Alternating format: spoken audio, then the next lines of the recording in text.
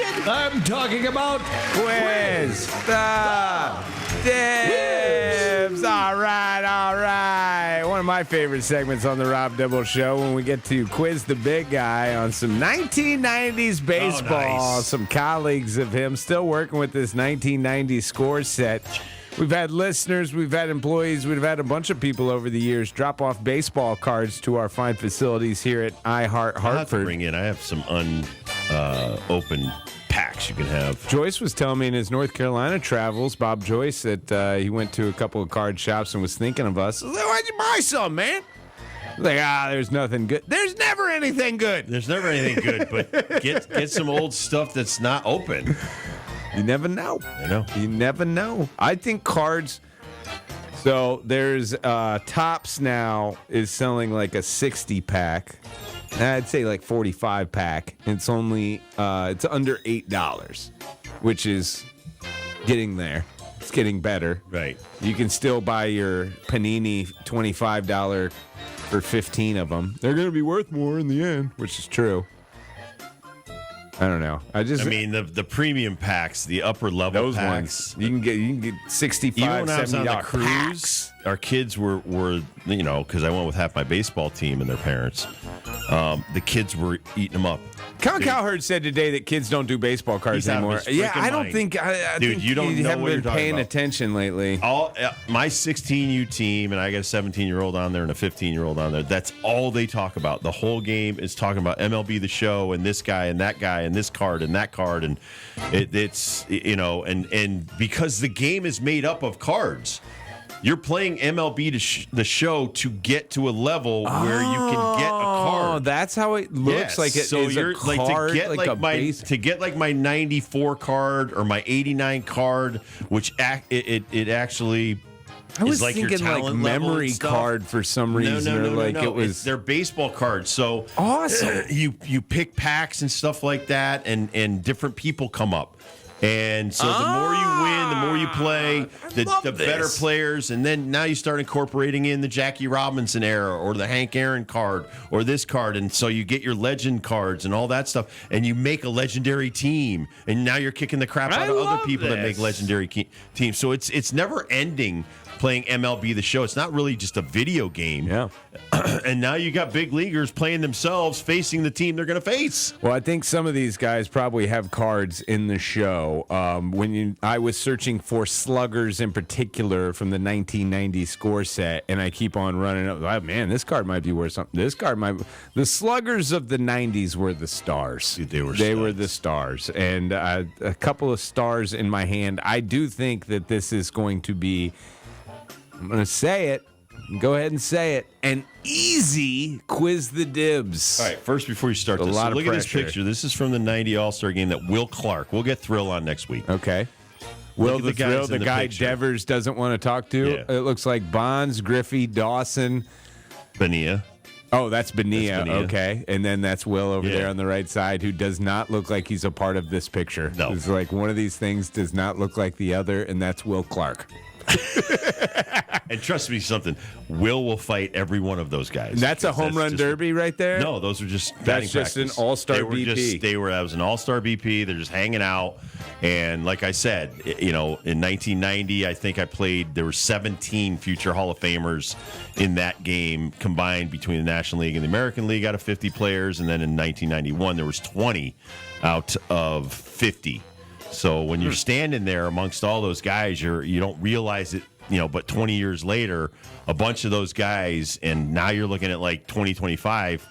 How many of these guys are going to be in the Hall of Fame? How many are going to be borderline? So that's when you let too many guys into the All-Star game, it kind of waters it down.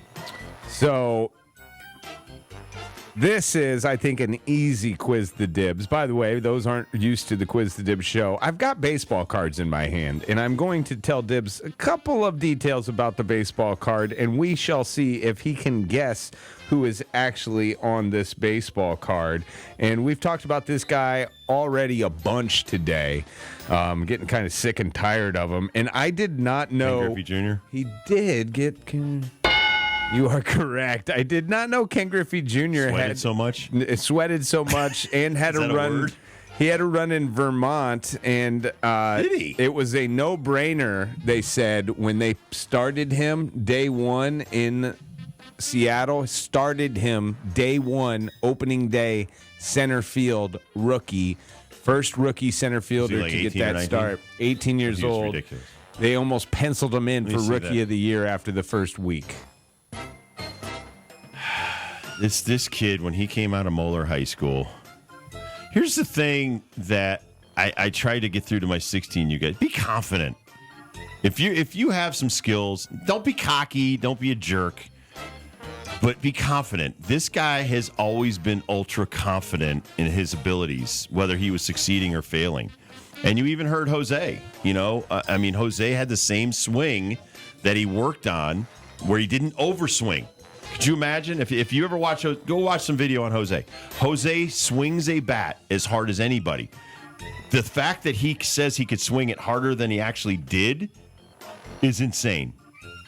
Next time we have him on, I want to go over some of his longest home runs because the one he hit at the Sky Dome or whatever dome up in Toronto that he hit like up to the top edge of the upper deck. Penthouse of the hotel. Yeah, it was ridiculous. But he swung a 35-ounce bat like it was a toothpick. McGuire swung a huge bat like it was a toothpick. And now these guys are actually using toothpicks like Judge, and they could probably be getting more home runs if they use bigger bats. I was thinking that during the whole conversation with Jose Canseco. This does not say rookie on it, the Ken Griffey Jr. card I'm holding. It should be a rookie. I don't know why it doesn't say rookie, because this card does say rookie. This does say 1990 rookie. Now, this is a guy that you know, and maybe gives you a clue of who he played for. His 1989 year in Birmingham, he only had 3 home runs. He wasn't raking balls over the fence just yet. Frank Thomas. Not Frank Thomas. That was a very good guess because you are on the right team. Robin Ventura. You are correct, sir. Robin Ventura's rookie year, 1990, not known as a home run slugger, but man, what a great guy. When you look at this picture, show the people, Nick, like the back, because the back is the young-looking Robin Ventura.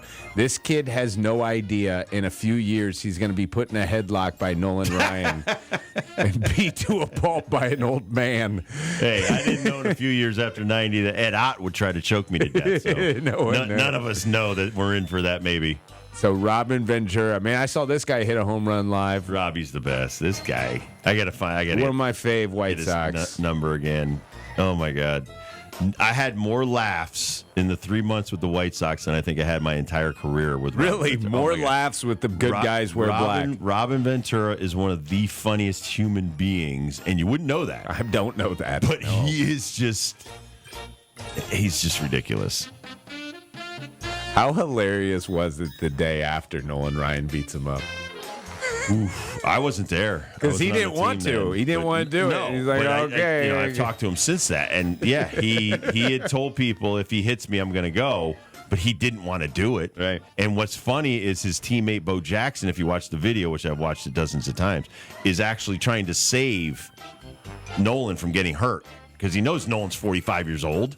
You don't want an old guy getting the crap beat out of him in a brawl. So here's another White Sox. Now, he's a White Sox in this card, but most people don't even know that he was a Chicago White Sox. And also, if you see him here as a Chicago White Sox, you're like, no way, that's the same guy. He gains a significant amount of weight in the next 5 years. Now, before the White Sox, he was with the Rangers organization, did play some in Vancouver, Tulsa, and Charlotte. In that time, he only puts the ball over the fence a handful of times, but then gets recognized as one of the biggest sluggers in the 90s. Easily, Sammy Sosa. It is an easy one, sir. Where's my ding? Sammy Sosa that's is Jerry correct. Curl Sammy. That is Jerry Curl Sammy. That's 180 pounds Sammy. That is a skinny Sammy Sosa. Man, he just really put some work in the weight room. Becomes a whole different ball player in the future with the Chicago Cubs. Now, like, Sammy... How about Deion Sanders? I mean, when Deion was on my team, he was a hell of a player, and he was a hell of a player on the break. When he was a Yankee, it was terrible. I think he hit like $175. I think was this like a trade that the Cubs like really lucked up? Like, we'll take this kid, Sammy Sosa. Yes, I mean, put him on him in a bag of balls. Listen, I think it doesn't take much sometimes to click, and you just need the right hitting coach. And I'll tell you, our hitting coach when I was there in 95 was Walt Riniak. I don't know if he was there in 90, but he helped Frank Thomas become a Hall of Famer by the work they did. They used to work on hitting the ball the other way.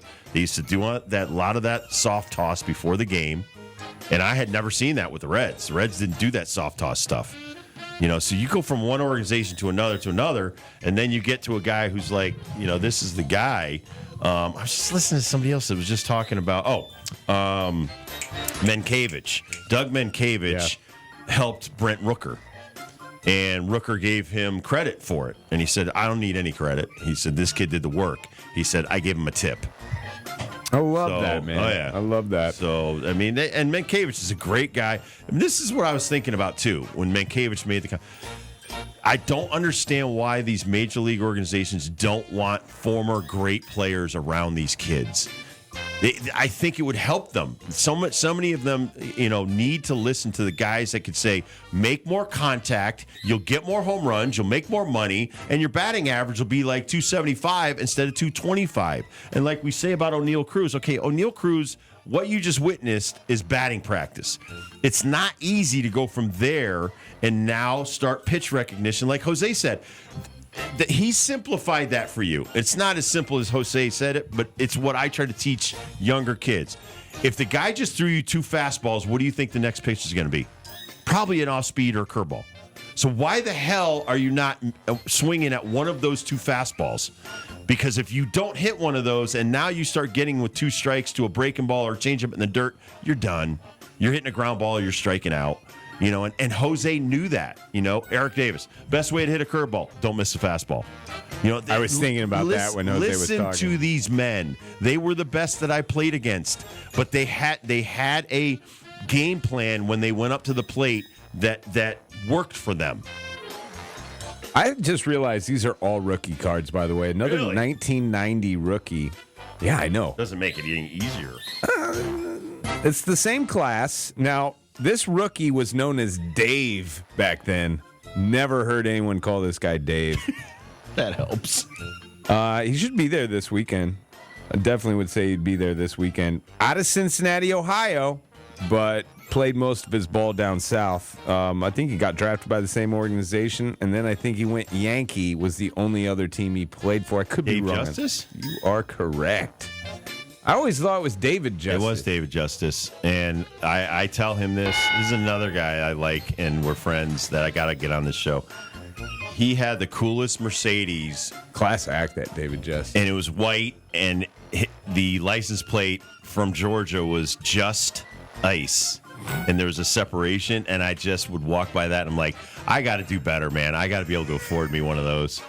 And Ronnie Gant was my roommate and teammate down in Puerto Rico and stuff. And so we'd go in there and things were different back then, too. You could go in the Braves locker room and they'd come in our locker room. I remember even at the end of my career, like guys just before and after games just going in and out of each other's locker rooms. And there was no like animosity. The animosity was on the field. It wasn't in the locker rooms and off the field and stuff. So I used to love going into the Braves. Here's what the Braves had. They had their own putting green in their locker room. So what do you think? Why do you think Maddox and Smoltz and Glavine are such good golfers? All they did was practice their putting when they weren't pitching. That totally makes sense. Yeah. So I was like, oh, what a great idea. Marge would never let us do that in Cincinnati. Pay for it. You guys pay for it. Yep. And vacuum it and pick it up at night and put it away in the closet. Then okay. These are gets a little harder here. I think a little Justice has 1 or 2 home runs off of me. Ooh, he crushed me. Did not me. know that. Oh yeah. I don't know if you. I don't think you matched up with this guy that much. One of my favorite unsung guys. I liked a lot of people from this team that no one else liked. I don't know why. Number 19, another rookie card, and before he makes it to the bigs in Tulsa, he had in a minor league season with 21 long balls when he was hitting 293. Again, a guy who looks very skinny compared to how I remember him in actual Major League Baseball. What team did he play with? If I give it to you, I think you'll get it. Tony Gwynn. Not Tony Gwynn. Now, you did he not. wasn't 19. He was an American League player. Tony was older, a lot older than that. You're right. So he's an American League player. Number 19. And I always thought. Gary Sheffield. Now, I did do Gary Sheffield's batting stance as one of my imitations, but I also had this guy who I always Julio Franco. Oh, man. I just mentioned him. I know. That is the batting stance, though, that Julio does. It is a Texas Ranger. Juan Gonzalez. You are correct. Oh, Juan Gon. Juan Gon. Juan Gon I played against in Puerto Rico. Yeah, Juan Gon from Puerto This is Rico, what right? made me good. I had to play against like Juan Gonzalez and Pudge Rodriguez and Ruben Sierra. I played against all these dudes Ruben when they Sierra were was coming a up tank. from. I was playing against Palmeiro, all those guys, all the way up to the big leagues. Yeah, But Juan Juan Gon. Gon, dude. So I'll never forget this. So I go in, and they must have all lived around Caguas, but they didn't play for the Caguas team that I played for. They would work out in the weight room though. And so it was Sandy Alomar, it was Benito Santiago, it was Robbie Alomar, and they're all working out in the weight room and stuff. Awesome. And I'm like, well, who do those guys play for? They're like, well, they're on the Rangers over in the States. I'm like, well, why are they on Ponce? Why are they on Arecibo? Why are they not on? So even when you're playing in Puerto Rico, you're not even playing like the local kid is playing on the local team. You're still getting the most money you could. Right. I'm getting paid for that. Yeah, I'm getting paid. Right. So if you want me to play for your team, and that's the whole thing. They were talking about Caminero, and hitting. Did you see that home run he hit in the Caribbean Series? Where he's like screaming at the other team and he then like threw the bat 100 feet in the air. and then screaming at everyone in his dugout and then screaming as he crossed. Yeah, I saw that home run. All right, I've been waiting for this one. Okay. This is the final one. All right. Another rookie card, a big boy, and he was always a slugger, always big. A number 25, which doesn't happen, and it's not Barry Bonds. This guy was a Denver Zephyr. I think that you guys have had a lot of either ABs against each other. Your paths have crossed a lot. He played for the Denver Zephyrs where he hit 22 bombs. El Paso, but the year before that, hit 28 bombs. Beloit. Beloit. 33 bombs. Found himself as a brewer. Gary Sheffield. Not Gary Sheffield. Not Gary Sheffield. Greg Vaughn. Big boy, Greg Vaughn, 1990 rookie card. Greg Vaughn. Teammate in Milwaukee. A lot of people don't him. talk Greg Vaughn. Greg Vaughn's the coolest cat too. He was just in the mix with like so many other great stars in that year, in that era, that I think he gets lost in the sauce. Plus, he's like second fiddle to Robin Yount too. And Sheffield and Gantner and Gantner, Molitor. Right. I mean, they had just ridiculous stud muffins on that team that some would go on to go in the Hall of Fame. No, his guy would play for the Reds too. Right. He had a great year with the Reds, or a couple of years with the Reds, but this is one of my all-time favorite teammates. He was the one who talked me into getting a mohawk. and we were on the whole thing. Got my teammates to give me $1,000 to do it, and it was his shears that shaved my head. Hell yeah! So no. First of all, like Johnny Jaha to the quietest cats, like Andre Dawson. Working at a funeral home is perfect for Andre because he's quiet, really serene guy. He could console the people that lost a loved one. Don't make him mad though. No, don't give him 2 drinks because then he won't stop talking. So, yeah, these guys are unbelievable. You picked some great dudes. Those are great sluggers, man. I can't believe those are all the rookie years too. That was kind of mind blowing. Robin Ventura is the best though. This guy. He just looks at like that picture guy, on the back. You know he's up to something. Always happy, always had a smile, always telling jokes. That's why those White Sox teams are always so good. All right, we'll take a quick break. We'll come back, and the man, the myth, the legend, David Benedict, he's in charge of an awful lot of great stuff going on at the University of Connecticut. He's the athletic director. He will do his weekly hit with us next on the Rob Dibble Show with Ben Darnell on your afternoon drive. Nick Federico's on the ones and twos. He's now doing the video for the YouTube channel. We'll be right back.